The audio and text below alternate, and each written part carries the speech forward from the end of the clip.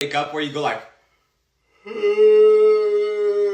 oh my gosh, that's so embarrassing. I didn't know that. Tyler Vitelli, nigga, don't move. Don't speak. If you ever do that unfunny shit again, I'm going to rip your fucking lungs out. I didn't know that. Nightmare out.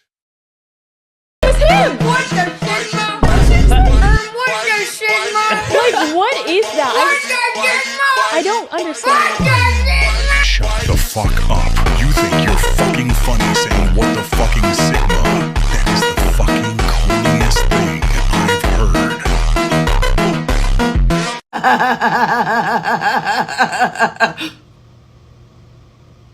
But to me, you're a weasel. Think you're tough like a gorilla?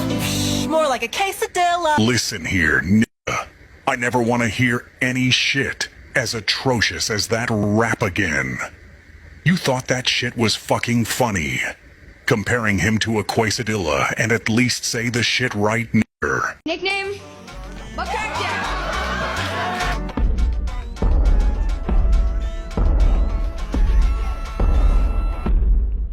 Listen up, Jack. Let's have a quick little chat. That joke you made marked you. And now, the walls feel closer as I lean in, smiling.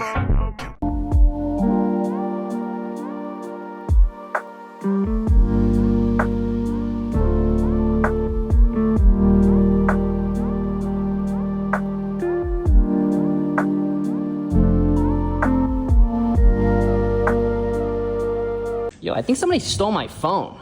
Wasn't me. Wasn't me either. Now let's not jump to conclusions. Listen up, you wretched and conniving thief. Do not move, do not breathe, and do not run. Do you have any idea what you have just done? You mercilessly stole someone's most vital communication device for your own twisted amusement. You pathetic waste of space. They are now defenseless and unable to call for help thanks to your unrelenting greed and malice. You disgust me to my very core. I just want some ice on my wrist so I look better. You evil woman, direct your attention to me. This is no laughing matter. This is a car designed with aerodynamic efficiency in mind. Sculpted lines, aggressive kidney grills, and a roof that, in some trims, is made of lightweight carbon fiber to reduce weight and improve handling. Carbon fiber, not a stage, not a sidewalk, not a stepping stool. We're talking about a machine with adaptive M suspension, high-performance braking systems. This is outrageous. Hey, bartender. What can I get for you?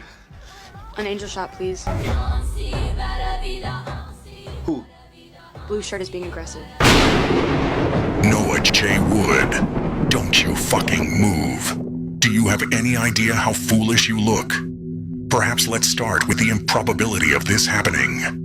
Nobody in the history of forever has ever asked for an angel shot. In regard to violence, any person with a frontal cortex would just call the police or tell the manager. Secondly, I suggest you start off the video with a little more context. That vein bulging from your head along with the jerking motion doesn't do you justice in the slightest. And last, but definitely not least, we need to talk about the entire atmosphere of this post. Let me be incredibly clear, Noah. This shit is slop. I have yet to see such an uncomfortable post in my entire life. With that being said, if you know what's best for you, take this shit down. You know, you just need to relax and stop overreacting.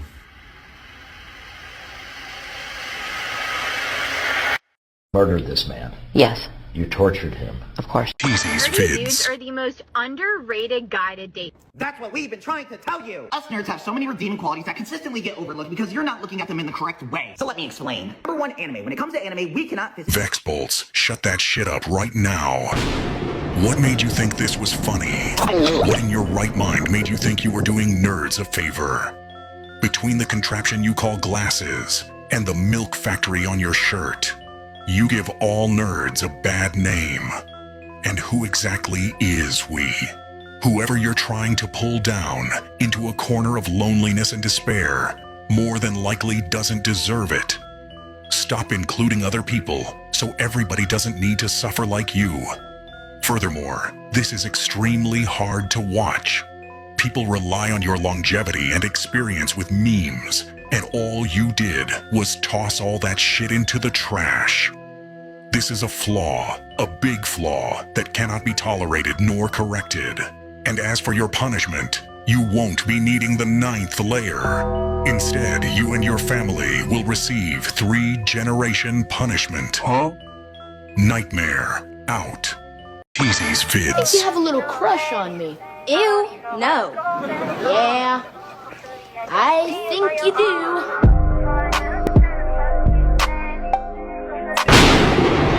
How many times must I say it?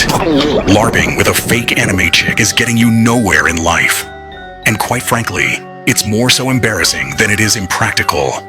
The fact that you're orchestrating this bit as if you can spit game goes to show that you can't pull the ladies. All you do is repel them. And what even made you think you stood a chance? You're clearly a descendant of Rod Wave, yet you've got all of this confidence. All that winking and posing in front of the camera isn't doing you any better as well. That shit is nasty, cocky, and disturbing. Why? Because it goes to show your lack of concern and understanding of your actions. You deadass don't see anything wrong with this. You just clicked post and went on with your day as if you didn't blatantly post a catfish. I'm genuinely sickened by this level of depravity. So sick that you need punishment. The 9th layer is too generous for you, so all you'll be needing is a salad. Nightmare out.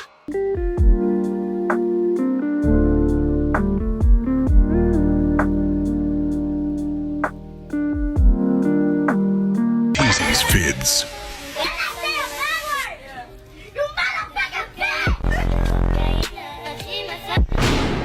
Aiden West, please take a seat. If there's anything left in that empty shell you call your mind, then listen to me loud and clear. Do you have the slightest clue as to what you're doing? If not, then let me break it down for you, young buck.